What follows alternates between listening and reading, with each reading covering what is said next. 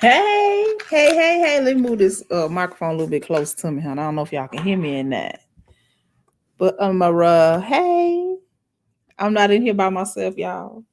I got my baby in here Yo, what's poppin'? over there. So hey, thank y'all for tuning in to Champagne Conversations. If y'all do not know, my name is Kimberly Latisse, not to be confused with lettuce. Lettuce has a U in it, so Latisse, thanks. And so, hey, this is part two of part one because last week was a lot, so I had to do mid. But we're gonna do a recap. All right, we're gonna do a recap for those who are just joining in.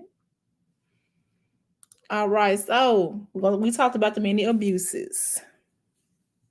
I'm going over non-violent abuses. Let me go ahead and go say that these are non-violent abuses. These are abuses that a lot of people are not taught or talked about because hell, we live in it.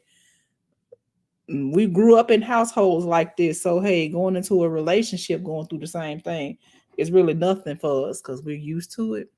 Yeah, that's not it. So we're gonna shed some light on the non-violent abuses. All right, economic abuse. That is one that is preventing them from getting or keeping a job, making them ask for money, giving them an allowance. Yes, an allowance. You a grown ass person getting an allowance from your partner. That's creepy. That's economic abuse. Taking their money. If your partner is taking your money, that is abuse. And not letting them know about or have access to family income. All right, this is a recap, so we're not gonna go discussing anything. We're just gonna go through using coercion and threats, making and or carrying out threats to do harm, threatening to leave, threatening to commit suicide. That is abuse. Yeah, threatening to call CPS, making them drop the charges if they do go through of calling the police, either you or your family, because your family can be abusive as fuck too. Well, their family, not your family. And if your family trying to get you to drop charge from somebody abusing you, you need to leave them the fuck alone. And I said what I said. All right, making them do illegal things. All right, let's go to using intimidation. Hey, Angel. Hey. And hey, Mama, how y'all doing? Baby, we just doing a little recap. All right, watching for work, it girl. All right, using intimidation, making them afraid by using looks, actions, or gestures, smashing things, putting holes in walls or doors, or destroying their property, destroying or hiding their property, abusing pets, and displaying weapons. All right, emotional abuse, putting them down, calling them names, making them think that they are crazy. That's also a form of gaslighting. Playing mind games, humiliating them in private and in public, making them feel bad about themselves, and making them feel guilty for feeling the way that they feel or bringing up questions or concerns to you. Whew. All right. Those were the four that we went into depth of last week. If y'all want to actually hear the explanations of each abuse and examples of each and every last fucking one, go to part one of last week and it's about an hour and 30 minutes. We really get into it. So now this is part two. We're gonna do the last four. We're going to start off with using isolation. Who am I? If you read down here, it'll tell you who I am. Reading is fundamental. My name is Kimberly Latisse. You can just call me Kim or Kimberly. That's who I am. All right. So we're going to using isolation. Well, thank you. You like me. Thank you. Thank you. Thank you, lot. So, using isolation. All right. So, controlling what they do. And that is, we're going to do all the subs up under here. Who they see, who they talk to, where they go, and controlling their hobbies.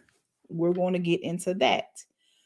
So, of course, we all know isolation is isolating the person and or family or whatever from the outside world. Just basically making them dependent on you.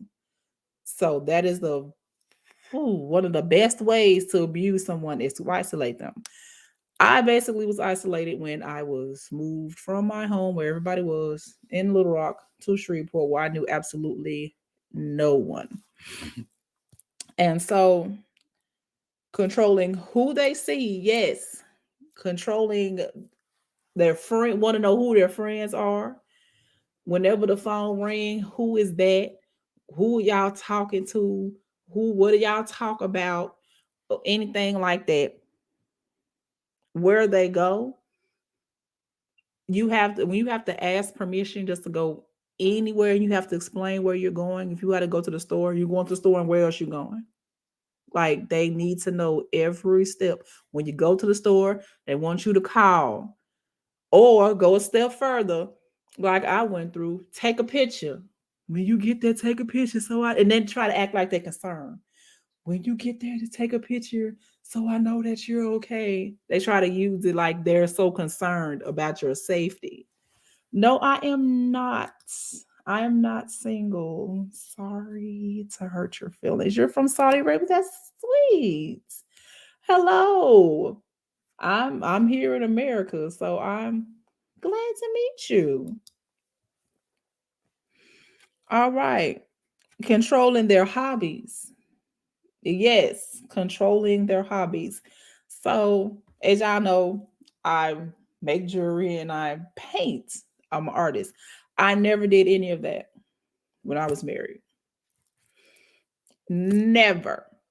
They was I guess it was not good enough because my whole family's artists. We all my cousin, my mom sings, my grandmother. She was an artist because she can cook. My grandmother can cook. Yes, You darling. have me fiber artist. my child, they can crochet and they do digital art like we're artists. I was never able to do any of that. Was not able at all. Always found a way to say so. We can't afford that, or that's too expensive, or well maybe we'll do this and we'll get you this another time. Another time never came. And after a while, I was just like, just fuck it. I just won't. I couldn't even get a box of crayons. Like it was like everything was controlled. That was Ree over there. Hi. I'm just here to have little bits of input because I also have experiences. Yes, that's my child. And yeah, they were there also. So I I feel comfortable talking about this with my child because some things that they did not know that was going on, they found out later on.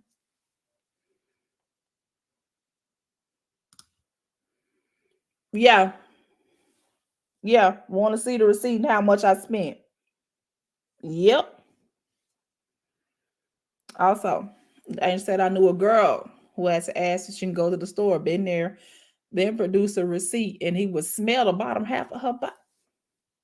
That's a little excessive, but I understand. Cause I've been sniffed a time or two. Also, your granny said hi. Yo, what's poppin'? I'm just over here crocheting. Don't mind me. They said hi, Barbara. So yeah, limiting their outside involvement.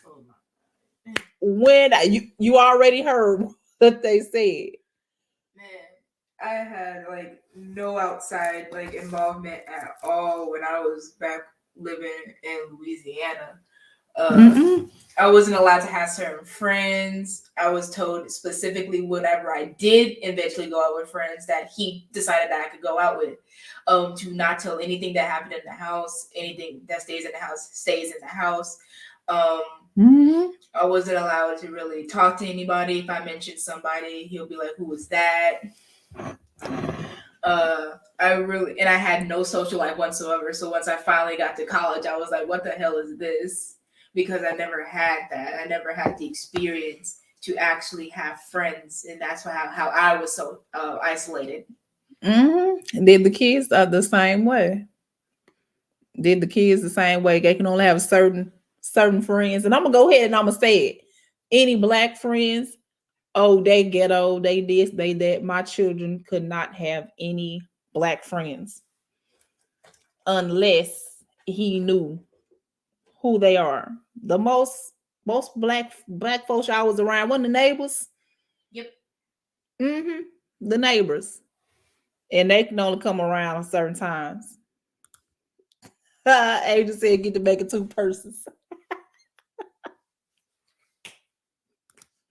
I showed them yesterday how to do the lining because we're learning how to line the insides of the bags because the bags that they have now don't have a liner because they're personal bags. So now we're putting a liner in and it's fun. I'm showing them how to iron it and crease it and all that stuff. It's fun. So yes, limiting their outside involvement. That was me. I literally had to set dates and set times to go anywhere. And if I did go anywhere, I had to take the kids with me. I might have wanted to go to the mall to get a pair of shoes or something like that. I had to take the kids with me. I could never go anywhere by myself. Damn, you didn't want to take us to the mall? We t- I had to take y'all with me. You couldn't have just been like, you know what? Okay, but I see how it is. I see how it is. But we did have fun at the mall. But sometimes I did want to just go to the store or go, to City Trends or some shit like that. Either he had to come or y'all had to come. I couldn't go by myself. I get it. I get it. So yeah, child, it was crazy. It really was crazy. Using jealousy to justify their actions. Oh my God, that is a form of isolation. Everybody thinks that shit is cute when they man pop up at their job because they didn't answer the phone. They think that shit is cute. That's not cute. That's not cute. Y'all think it's funny when men or women go through each other's phones and see who they're trying to talk to. That's not cute. That is not cute. That is jealousy. That is dangerous. Hello. How are you? My name is not woman. It is Kimberly. So you can call me that or Kim. I go by Kim, Kimberly, and Mama. Because when my kids call me. All right, so thanks. Oh, what was it? Limiting? Yeah, the outside involvement. When I did go out, we already talked about that in part one. I I had to let him know the exact address of where I was going. He actually literally will Google tell me how long it took. Well, if you leave here at 8, you should get there at 8:30 because he going by traffic. So by 8:30, if I had not called or texted to let him know where I was, he was calling. You there yet? You supposed to be in there. You ain't made it there yet. And woo this and woo that. And I'm like, oh. And when I got there, I had to tell him who was there. Like literally, he had to know all the names of every coworker. So if I was out and about and I said, well, I'm here with, I'll just say Ranger, and Ranger brings somebody else, and I say the somebody else name, he wants to know who that is. Oh, that I don't know who that is. That's somebody you fucking and woo this and woo. I'm like, damn, that's Ranger's friend. Well, I didn't know that. I don't know them people. I'm like, I couldn't even enjoy going out to dinner with my coworkers.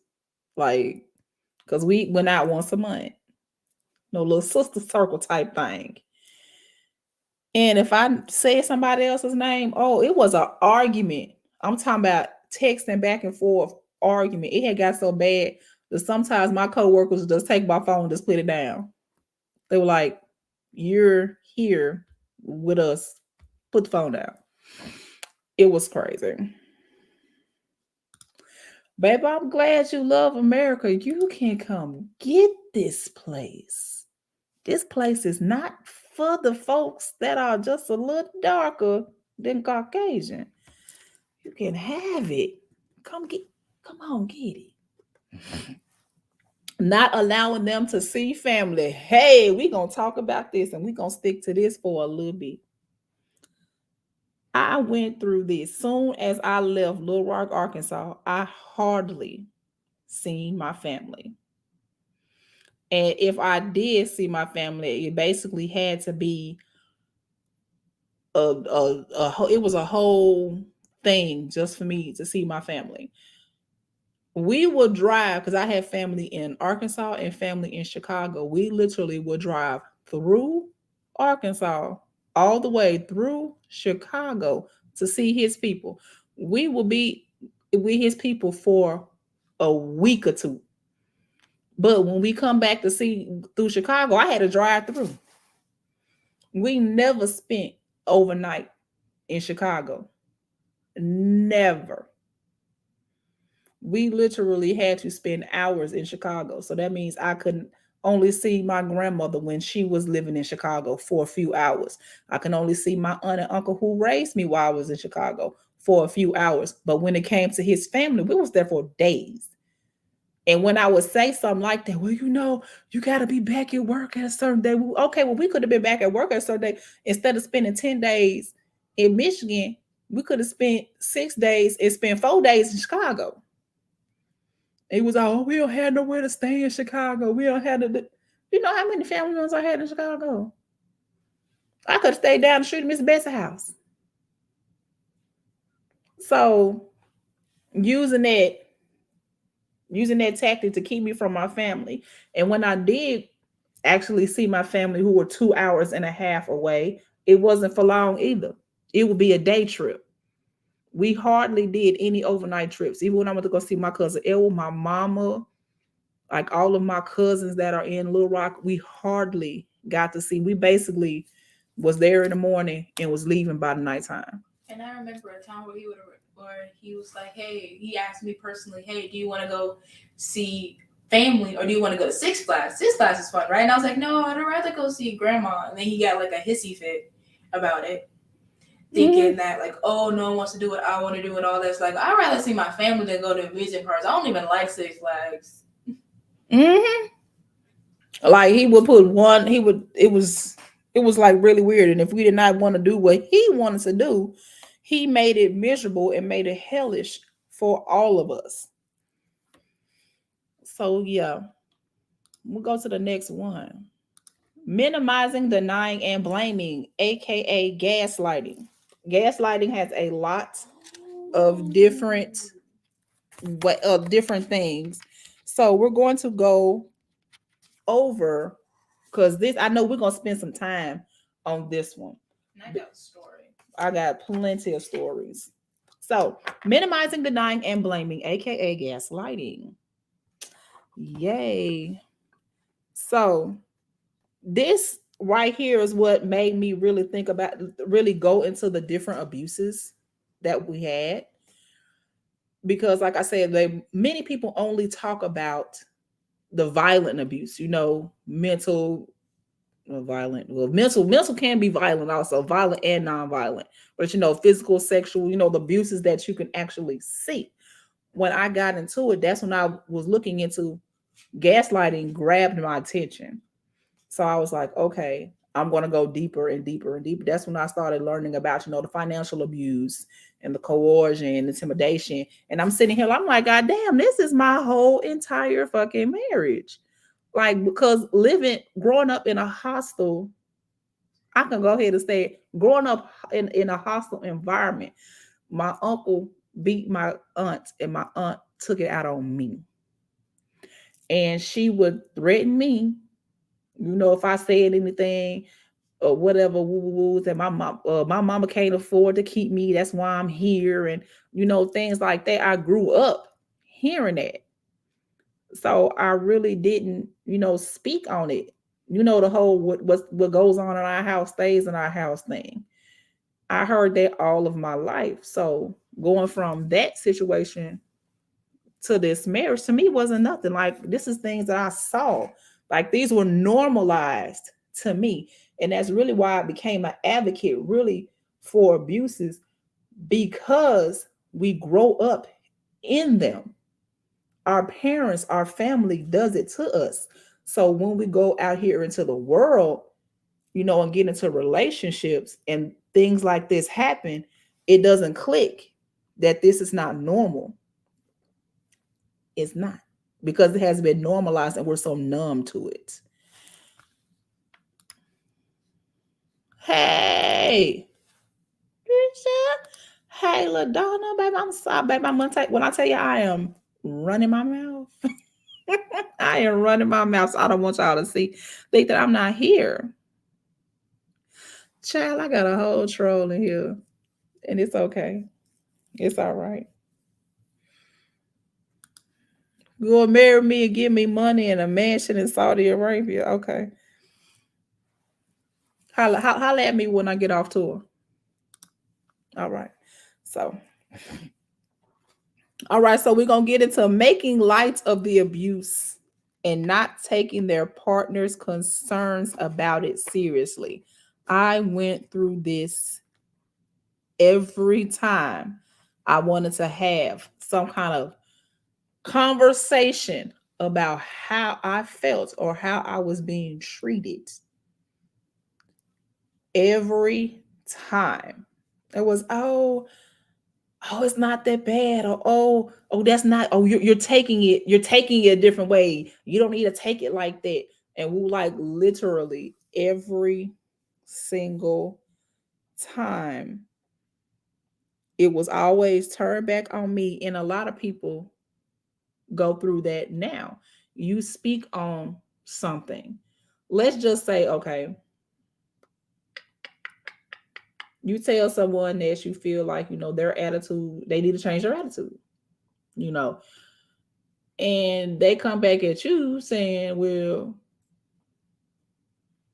you need to change your attitude, I don't like the way you do this, I don't like the way you do that. But we're talking about, if you have a problem, like I used to tell him, if you have a problem with something that I do, you need to tell me in that moment. Don't wait until I say something to you and then you want to turn it around on me. How about we not do that?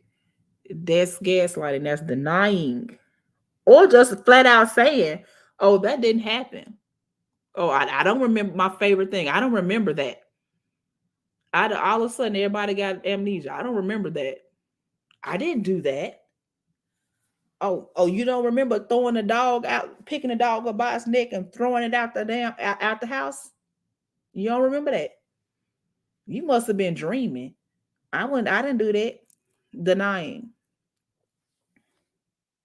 saying the abuse didn't happen. I just did an example. Saying abuse didn't happen. When you know. Now, if I tell you that you're taking my money and you need to stop doing that, oh, I'm using it for bills, and but we got cutoff notices. Oh, I'm using it for groceries, but we have the same groceries that we had a few days. I don't see nothing new. I don't see nothing new bought. So how you gonna tell me you didn't take you? So you gonna tell me that happened, child? Hold on. Mm-mm. Mm-mm. So yeah, it's kind of weird behavior. Oh, shifting responsibilities. Well, shifting responsibility for abusive behavior, just downright saying that they just not doing it. They don't know what you're talking about. That's basically what they're saying. Shifting responsibility. I didn't do that. What are you talking about? He did that whenever he sat us down and told us about the divorce. He immediately was like, "But I don't want this. Your mom wants this. She's the one ruining the family.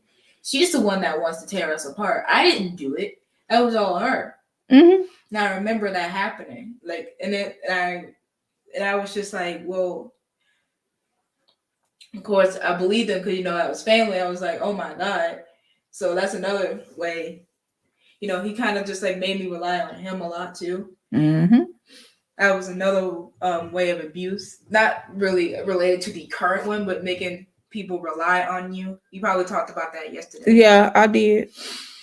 So I'm not gonna go too in depth in that. Actually, that is economic abuse, coercion, and intimidation. That's like a lot. Yeah, that goes under the umbrella of a lot. Yeah, he did try to make it seem like he was very important. Like, Yeah. if I was not here, these bills will not get paid. They would get paid without you. You only bring in $625 into the household. Bills would get paid without you. So yeah, I told you it was a time. But yes, shifting responsibilities for abusive behavior. Oh, I didn't do that. You did that. Or I wouldn't have done that if you hadn't a XYZ. Now I hear this a lot in physical abuse. When a man, I'm just gonna say when a man hits a woman, because a woman can hit a man, but I am a woman. So I will use myself and my gender as an example. Now, they get into an altercation, he beats the woman. The man will literally say, well, if you hadn't done XYZ, then I wouldn't have hit you. That's shifting the blame from them onto you, like you're the reason why you got hit. If I'm talking back or we're having an argument and you don't like what I say, and the first thing that you do is slap me or hit me, which never happened, I was never hit. So then you're blaming me because your reaction was to hit me. So now I'm to blame for my own abuse. You see how that'll fuck somebody up? And a lot of men and women who are abusive, physically abusive, they do that. Well, if you hadn't done this, I wouldn't have done that. That's shifting responsibility for their abusive behavior. That is another form of gaslighting. And that was just the last one saying they caused it. Like it was you're the reason why this happened. Just like I asked, okay, so why you are only one that pays the bills? Like I can pay bills too. You don't have to take all of the money and pay the bills. Or where you're at work, and when you're at work, if everything is always closed and you get off work, I say you act like I can't call on my lunch break, or we have apps. Pay on an app. So when I finally did take the cash card back, because when I tell you he went through everything trying to find his card, everything. I had to literally take the card and hide it. He searched my bags, searched my purse. I told y'all in part one that I literally had to start keeping money out of the house. And you can ask my kids when we would go out, sometimes I literally would go to my job, go through the back door, get some money, and that will be the money that we use because I was only allowed not even $100. Like literally, we only thing we can do is walk around the mall and probably go get something to eat. That's all we really had money for. Couldn't buy nothing or anything. So I stashed money whenever I would break 100 or breaks or whatever.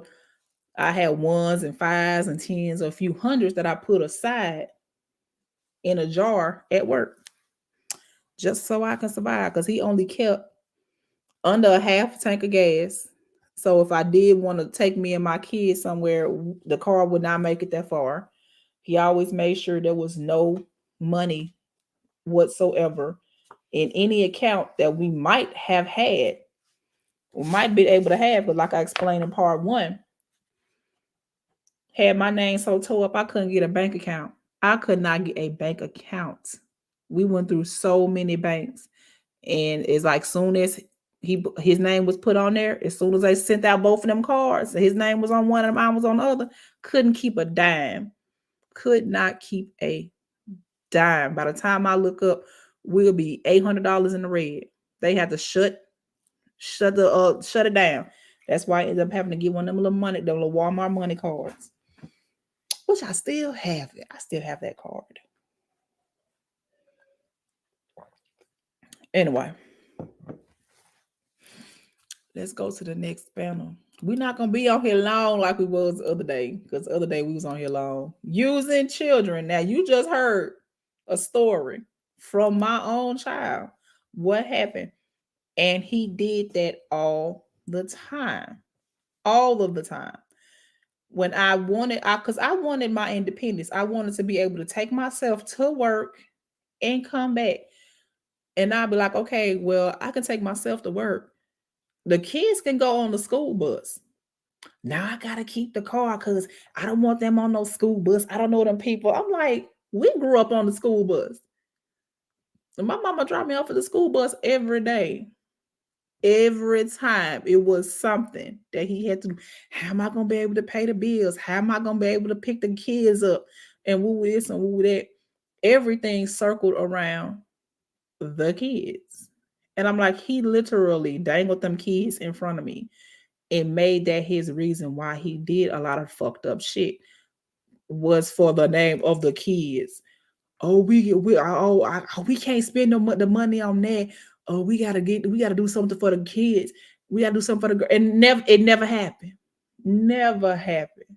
I couldn't get things done.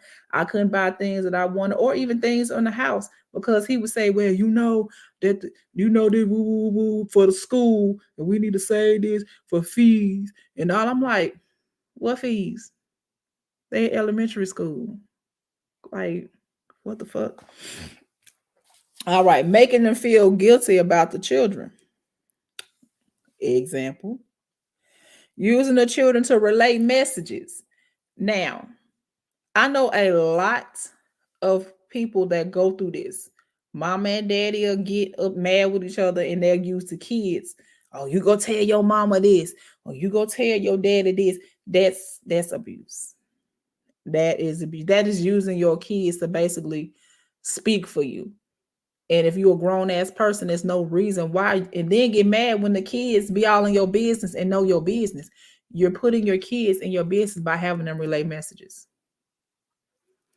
What sense that make? You don't do that. Using the kids, that's one of my biggest peeves. Don't do that. All right, using visitation to harass. Hey, I cut that shit off at the mark. I cut it off at the mark. This motherfucker tried to use the kids to talk. When I did leave in 2017, he tried to use the kids to talk to me. Oh, I want to talk to the kid. The kids at this point did not want to talk to him. And he still blames me to this day why the kids did not want to talk to him. I don't want anything to do. But hold on. Did I ever tell you y'all couldn't speak to him when I did when we left? Did I ever tell you that you could not talk to him? Yeah, you never said that. If he wanted to, we could still talk to him. It's just that he is just not worth talking to. Like, I really did try to talk to him to get closure, and and it was just a lost cause. It actually made me worse. I never told my kids he could not talk to them. Never. When we were still talking, and I was on the phone with him, he did not have my number. He was talking to me through what you call that thing, Facebook Messenger. And some people came up. We had just got our apartment. That's a whole nother story. We had just got our apartment. So, people coming over. So Jake and his mom, Sandy, came over. So I was like, well, we gotta go because we just got Jake and them just came. To this day, he still say, because you took my kids out of my life so they could talk to somebody that they ain't even know. What? Like, why would somebody come over my house I didn't know?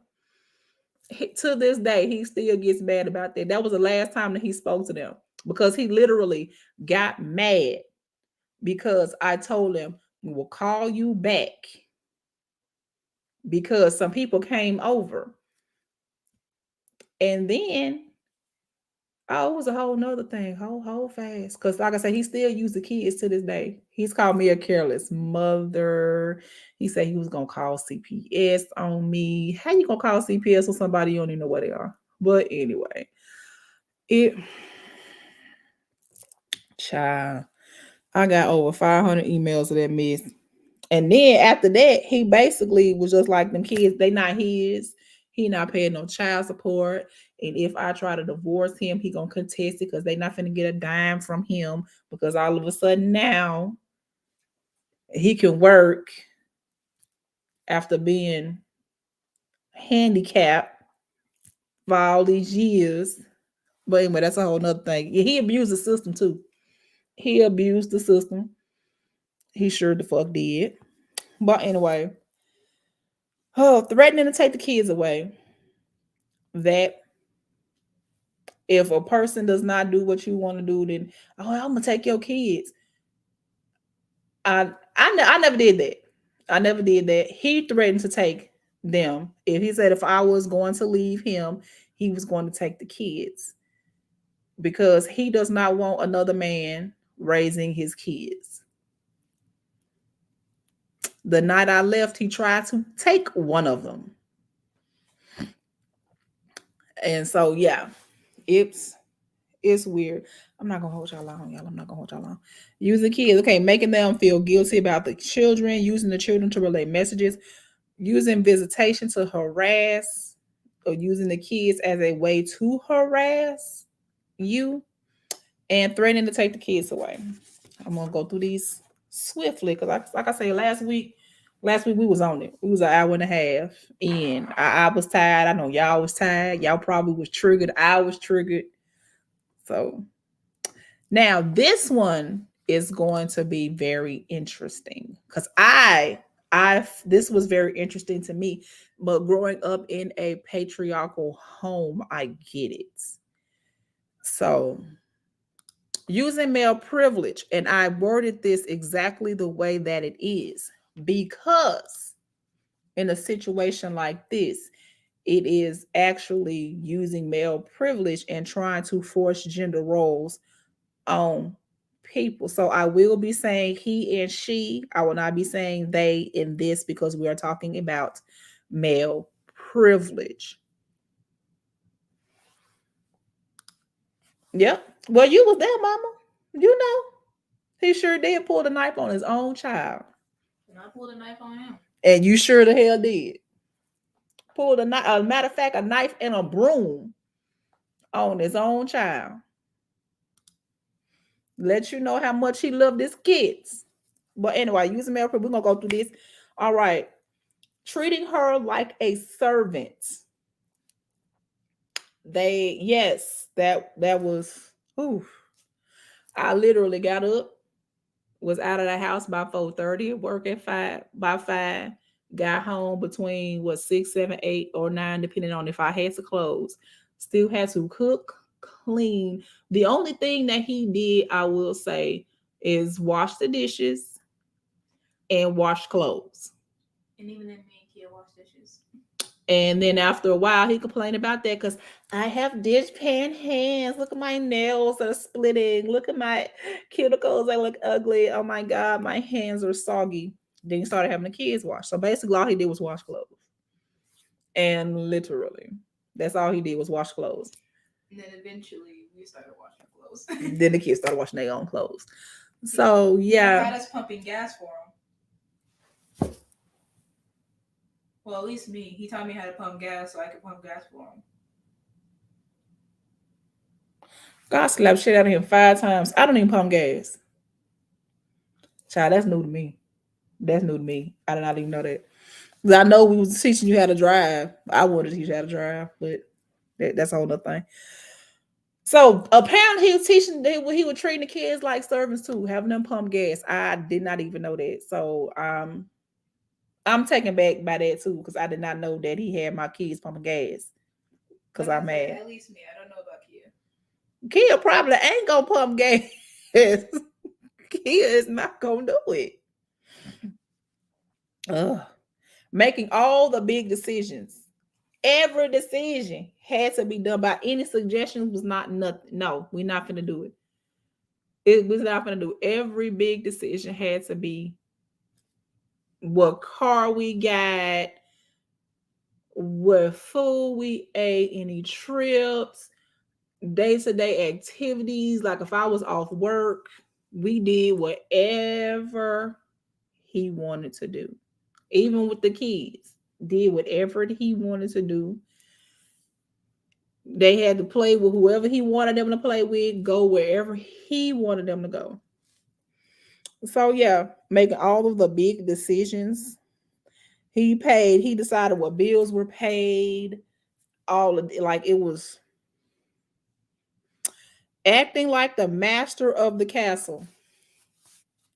That is using male privilege. If they are trying to put gender roles, I'm the man of the house, I'm the head of the household, I'm this, I'm that. No, that's using male privilege. And that's why I worded it the way that I did. Because a lot of, like I say, a lot of us grew up in a household like this. We seen it. You know, daddy made all the decisions, mama just complied. He made decisions on the kids, what they wore, where they went, who they played with. Like we grew up in that. So you would think it's normal. Like, oh, that's what my dad, that's what my daddy did. That's what my granddaddy did. This is my great granddaddy did. My uncles, my cousins, like all of them, that's what they do. We grow up in that. So when we're in a relationship that's like that, we downplay it. We don't see it as being abusive when it is. You like you want to say something? No, I'm Okay. just looking up at the light. So yeah, being the one to define men and women roles. I'm the man, I do this. You're the woman, you're supposed to do this. You're supposed to cook, supposed to clean. When you go to work, you're supposed to do this, you're supposed to do that. Nothing to tell me what I can and cannot do in the roles in a marriage. And he did that. He did that. This man did not work. He was handicapped. You know, he had back surgery, um, a cancer scare, had a neck fusion, you know, osteoarthritis, and he still was like whenever I made money, it was his money. He decided everything that goes on because even though I worked, he was still the head of household. Even on the taxes he paid, he did head of household, but he didn't work. He would tell me what I need to do. Like when I tell you I lived all of these scenarios, I lived, and I could speak on it today. That's why I'm using my example and my story to try to help somebody else because somebody need to hear this. Somebody need to hear this, and I just want to help somebody. If I could help one life, that's all. It would do me so good. That's why I'm doing this. And so, yes, that's all. Oh Lord, that's all 8 of them, y'all. Whew, I wasn't gonna be on here long because, baby, when I tell y'all I was tired last week, when I cut this show off, baby, I definitely laid on the floor. I was done, spent, and over with. So I was like, no, I'm not gonna do my stuff like that this week. And I didn't. So we're gonna do a recap of the last 4. Using the isolation. We talked about that. Controlling what they do, who they see, where they go, controlling their hobbies, limiting their outside involvement, and using jealousy to justify their actions and not allowing them to see friends or family. Minimizing, denying, and blaming, aka gaslighting, making light of the abuse, and not taking their partner's concerns seriously. They thought it, I don't know what you're talking about. This never happened. Saying the abuse didn't happen. Shifting responsibilities for their abusive behavior. And saying that their partner is the cause of the abuse. All right. Using children. If y'all have children, Making them feel guilty about the children, using the children to relay messages, using visitation. This is a real big one. Using visitation to harass, because usually during visitation, that's the only time that those two will be together in the same place. That is, if they do not have a third party involved. So most of the time, people who have broken up and still have children will use their visitation to harass or use the children. And I want to talk to you about the kids, and then get talking about something totally different. When that happens, hang up, cut off all communication. If y'all have lawyers involved, let your lawyer know the date, the time, what they did, and what they said, so you can protect yourself. Always make a paper trail. Please, sirs, please, ma'ams, make a paper trail. I know some people don't like calling the police. Okay, call non-emergency or call your lawyer. But if you are being harassed during visitation by your partner, that needs to be documented, because that over time can become deadly. Please, please, sirs, please, ma'ams, report that. Threatening to take the children away. We all know either kidnapping or calling CPS, or I'm gonna call my lawyer and I'm gonna tell this, or lie and try to say that you're being abusive to the kids, trying to get them taken away. It's a mess when folks start using kids for their abuse. And last but not least, using male privilege. We just talked about that, but we're going to go over it again. Treating them like they are, well, treating her, like I said, I was going to use her and him pronouns when to speak on male privilege. Treating her like a servant, making all of the big decisions, acting like they're the master of the castle, and being the one to define men and women roles in the relationship. Those are all forms of nonviolent abuse. So if y'all did not see the first four, because I just did the last four, y'all go ahead and go to part one, watch that, then get to part two, and it all melts together.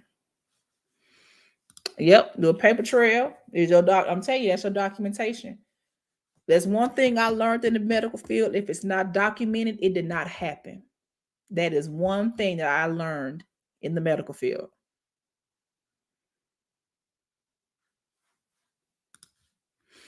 All right, you're right. Some folks are so horrible. Why do we expect love in our lives but abuse each other?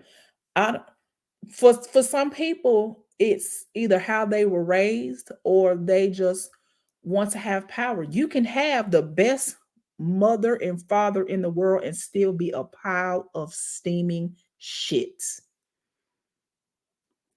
It's just either how they were raised, they were abused themselves. So that's all they know. So some people, that's probably to my ex-husband, that probably was regular behavior. Even to this day, he does not see anything wrong with what he did. He says, he still says to this day that he never abused me or the kids. But you just literally heard a story from my own child of the things that he was doing. But to him, that's not abuse. And he will argue to this day that he was never abusive. Oh, I never hit you. I was never abused. Abuse can be nonviolent. And all of those is what he did, was nonviolent abuse. I would like to talk about the email that he sent me. Well, go ahead, baby. Talk about the email. I'll move that a little bit closer. Because it's going off the point where he thought that he was never abusive, that he thought that was like normal for him. Because I've like poured my heart out into this email saying, hey, you did a lot to me. I'm this way and this way because you did these things. It severely impacted my life. Sure, there was a lot of, I will admit there was a lot of anger in that email. And you were justified. But I was very angry at him because of the things he's done. And he retorts with, you are a brainwashed child. I was always there for you. I was always at your graduations. I was always at your award ceremonies, all of that. How could you like do this to me? And I'm sitting here like, well, there's a bunch of reasons why mom wasn't there. One, she was the only one that worked. Two, she was the only one that worked. She was tired all the time. She would come home late, make dinner, and lay down. Like, she Yeah. couldn't be there for us because she was too busy providing. And then he's trying to spin that on his head to be like, oh, she didn't care for y'all. I care for y'all. How could you do this to me? And so I'm Mhm. just over here just like, well, damn. And that just sent me spiraling because how dare you Mhm. call me brainwashed when I lived through this? Yeah, he literally was like, I never abused. What are you talking about? I was never abusive. I was a good husband. I was this, I was that. You were shit. You were shit. But like I said, he never seen any of this as abuse because it's normal behavior. Some people are this normal behavior. Narcissists do not believe that they are the problem. Narcissists do not believe that they are abusive to other people. They just think it's just something wrong with everybody else. It's nothing wrong with me. Y'all the ones that got a problem, not me. And that's literally how they think. And I mean, no, I really want to see like when is that turning in your life where you just go from a regular person to a piece of shit? Like I really want to know like when that happened because I would like to know so I could tell you stop that. Stop that. But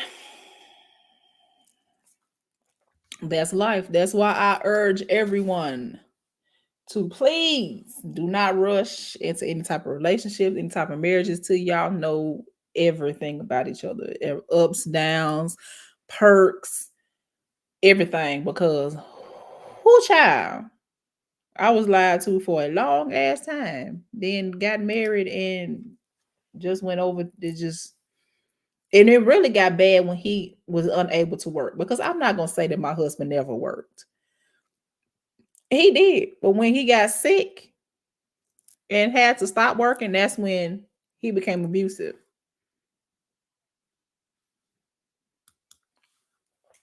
All right. Told my father similar things. I was sexually abused by him. First off, I'm so sorry. And I hope that you are okay. That's very traumatizing. And I'm sorry that you went through that. I really am. I told him I wasn't broken. I'm a strong woman. I got married, has kids. CPS said I will have a mental hospital my whole life, but I'm not. You persevered. You're strong. And I commend you for that. You are a strong, beautiful woman for that. Because a lot of people, they can't persevere that. They can't. You did not allow that to consume you. And I commend you for that. And I thank you for that. And love on them babies and love on your husband or partner, however else, because I don't know your orientation. Love on them and be the best person that you can be. Just remember that nothing was never your fault. You were taken advantage of by someone who was supposed to protect you. And they are trash for that. You are not trash for that because it happened to you. They are trash because they did that. So I'm sorry. So this is my last sip, y'all. And if y'all don't know what the last sip is where I give my opinion on some things. Sometimes it's on topic, sometimes it's off topic. But today it's gonna be a little bit off topic. Baby, I'm gonna tell y'all stop disrespecting yourself. Stop disrespecting yourself. I heard a quote on a reel. I'm gonna paraphrase it. They was like, if you gotta be at work at 7 o'clock, you at work. If you work in a restaurant and your boss tells you to take the trash out, you're gonna take the trash out. But when you tell yourself that you're going to start a new fitness routine or you're gonna start a new YouTube channel or you're gonna start, blogging or something like that, and you don't do it, you always put it off. It's always something stopping you from doing it. That is a lack of respect for yourself because you see other things as being worthy. You're gonna be on work on time. You're gonna do whatever your boss tell you within reason. Because if a boss tell me something that's not reasonable, I'm not gonna do it. I'm sorry, I'm not gonna do it. But that's neither here nor there. But but you tell yourself that you're going to do something and you don't do it, that's a lack of respect. Respect yourself. If you say that you're going to start that diet, start that diet. Don't start it. Oh, I'm gonna start it in September. September come. I'm gonna start. I'm gonna start it next week. Next week never comes. You always pushing it back. Stop disrespecting yourself. Give yourself the same grace that you give everything and everyone else. And that's my last sip. Baby, love yourself. Just stop disrespecting yourself. Give yourself grace. Hold yourself at a higher, hold yourself higher than you hold others. Because the love of yourself, once you fall in love with yourself, no one on this earth can take that love from you. And that's my last tip. Amen. Amen to that, baby. Amen to that. Amen. I'm telling you. That, and I have to tell myself that all the time. All the time. I'm sitting here 285. My highest was 380. And I told myself, I'm going to lose this weight. I'm going to get this depression weight off of me. And I am going to do this. I'm going to drink more water. In my gallon. I do that. I am going, and it's like I have to tell myself, I am going to do this. Not I am going to. I'm going. I'm going. This is what's new. I'm not. Because once you make it a habit of doing things for yourself and loving yourself and respecting yourself, can't nobody on this world disrespect you. Because you're not gonna treat me better than I treat me. You know what I'm talking about? Because I'm love me. I'm gonna make sure that I'm loved, even if it's by myself. So yeah, stop disrespecting yourself. Hold yourself at a higher. Put yourself on a pedestal. Put yourself on a pedestal. Put yourself on the highest pedestal that you can find, and you stand on your tippy toes on that motherfucker. Make sure that you are up there high, and everything else, you're above it. You're above it because you're the greatest. So I'll see y'all next week. I told myself I was gonna keep this an hour, and I did. It's 57 minutes. So I'm gonna see y'all next week. Now, next week is gonna be juicy because we still talking about these non-violent abuses, baby. We're gonna talk about religious abuse. Oh, we gonna talk about religious abuse next week, baby. And honey, when I get off of here, I'm gonna start writing my notes. Cause baby, I got a whole lot of stories to tell, and I got a whole lot to go through on how people use religion as a tool for abuse. So we're gonna talk about that next week. But until then, baby, live your life. Do you love on yourself and don't let nobody tear you down. Because if I don't nobody love you, baby, I love you. And I'm gonna tell you that. I love you. And I'm gonna see you next week.